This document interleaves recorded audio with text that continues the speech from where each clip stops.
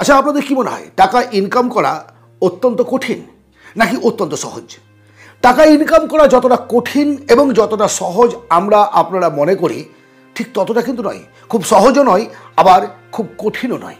ছাত্র জীবনেও যদি চেষ্টা করেন ইনকাম করতে পারবেন। আপনারা অনেকেই আমাকে কমেন্ট করেছেন যে স্যার, ছাত্র জীবনে ইনকাম করা যায় এমন কোনো যদি উপায় থাকে আমাদের জানান। না, সেইভাবে পার্টিকুলারভাবে বলা সম্ভব নয় যে আপনি কোন ডিপার্টমেন্টে গিয়ে কত টাকা ইনকাম করবেন।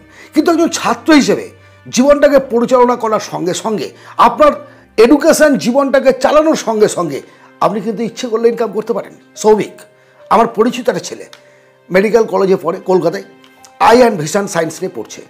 বাবা যে টাকা পাঠায় যথেষ্ট, কিন্তু বন্ধুদের সঙ্গে ঘোরা, একটু এক্সট্রা খরচা করা, টিউশন ফিস ইত্যাদি বিভিন্ন রকম টাকা জোগাড় করতে গিয়ে তার মধ্যবিত্ত বাবার পকেটে চাপ পড়ে। সে বুঝতে পারে কিন্তু কিছু বলে না। কিছু একটা ইনকাম করার, যে ক্লাস করব, নিজের পড়াশোনা চালিয়ে গিয়ে অবসর সময় যেন কিছু ইনকাম করতে পারি, তাহলে আমার হাত খরচের টাকা অন্তত বেরিয়ে আসবে। আর সেই উদ্দেশ্যেই বিভিন্ন রকম কাজ সে ভাবতে থাকে, পায় না। হঠাৎ করে তার মস্তিষ্কে একটা আইডিয়া আসে। সে সন্ধেবেলায় হাতের দ্বারা লিখে কম্পিউটার প্রিন্ট করে নিয়ে বিভিন্ন অ্যাপার্টমেন্টের গেটে, প্রবেশপথের সামনে ছাঁটিয়ে দেন আঠা দিয়ে, যে আমি সৌভিক, বাড়ি গিয়ে টিউশনি করি, যদি আপনাদের কারো ইচ্ছে থাকে পড়ানোর তাহলে আমার সঙ্গে এই নাম্বারে যোগাযোগ করবেন। এক সপ্তাহ কেটে গেছে, কেউ ফোন করেনি। ভাবছে তাই তো, এত সহজ।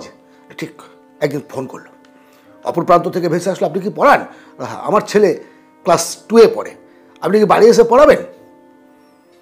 ক্লাস 2, সে কিন্তু তবুও নিজে দমে গেল না। 2-এর ছেলে তাই পড়াবো, শুরু তো করি, ডু ইট নাও।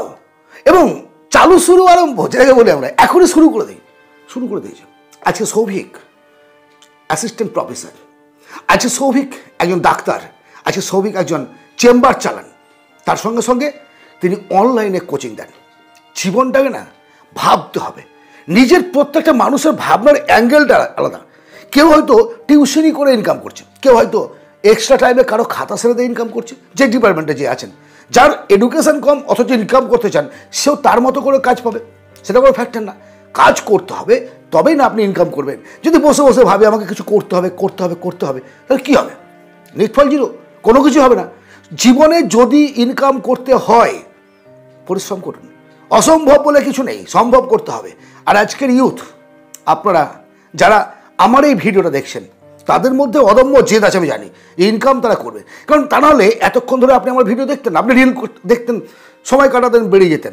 এডুকেশন চ্যানেলে ঢুকেছেন, আপনি একজন জীবনের প্রতিষ্ঠিত হওয়ার স্বপ্ন দেখা মানুষ, যাকে দমাবার ক্ষমতা না এই প্রকৃতির কোথাও কোনো শক্তি লুকিয়ে নেই। বরং প্রকৃতি চায় আপনাকে আরও বেশি দিতে। আমরা নিতে পারি না, নিতে জানি না, বা নিতে চাই না। এটাই ঠিক। বাড়িতে বসে আরাম করে খেতে পেলে, বা বাবার টাকায় স্কুল কলেজ লাইফটাকে আনন্দের সঙ্গে কাটাতে পারলে কেন এক্সট্রা পরিশ্রম করব? পার্সেন্টেজ বলছি না আমি সবাই, কিন্তু পার্সেন্টেজটা অনেক বেশি। সেই জায়গা থেকে বেরিয়ে এসে যদি নিজেকে প্রতিষ্ঠিত করতে চান, কি করবেন ভাবুন। পড়াশোনার সঙ্গে সঙ্গে কোন কোন পদ্ধতিতে ইনকাম করা যায় সেগুলো একটু স্টাডি করুন, এবং আপনার মনের মতো আপনার উপযুক্ত কোনো কাজ বেছে নিয়ে আপনি করুন। শুধু তাই নয়, এবার ওই যে শুরু করলেন না, এপিজে আব্দুল কালাম স্যার একটা সময় পেপার বিক্রি করেছেন। পেপার বিক্রি করতে করতে তিনি কি করলেন? বই পড়তে শুরু করলেন, এবং তিনি আজকে মিসাইল ম্যান, অবশেষে তিনি ভারতের রাষ্ট্রপতি হলেন। অসম্ভব কে বলেছে? অর্থনৈতিক অভাব আপনাকে পিছনে ঠেলে দেবে? অসম্ভব কথা। রজনীকান্ত নায়ক হয়েছেন কেন? টাকা ছিল না। বাস কন্ডাক্টর, এডুকেশনাল কোয়ালিফিকেশন বিশাল কিছু না। ব্রুসলি পৃথিবী বিখ্যাত অভিনেতা হয়েছিলেন, ইচ্ছে ছিল, চেহারা কত ভালো। জেদ, এই জায়গায় একটা আর্তনাদ থাকতে হবে, আমাকে পেতে হবে। এই জায়গাটাকে হার না মানা একটা সংকল্প রাখতে হবে, তাহলে দেখবেন আপনি আপনার লক্ষ্যে পৌঁছে গেছেন। আজ এই পর্যন্তই। জীবনের প্রতিটি পদক্ষেপে পরিবর্তনের জন্য যে ধরনের ভিডিও প্রয়োজন তা আপনাদের সামনে আমি প্রতিনিয়ত নিয়ে আসি এবং নিয়ে আসবো। যদি চান আপনারা এই ধরনের ভিডিও দেখতে, অবশ্যই সাবস্ক্রাইব করে রাখবেন। আর আজকের এই আলোচনা যদি আপনার ভালো লাগে, লাইক করুন, শেয়ার করুন বন্ধু বান্ধবদের মধ্যে।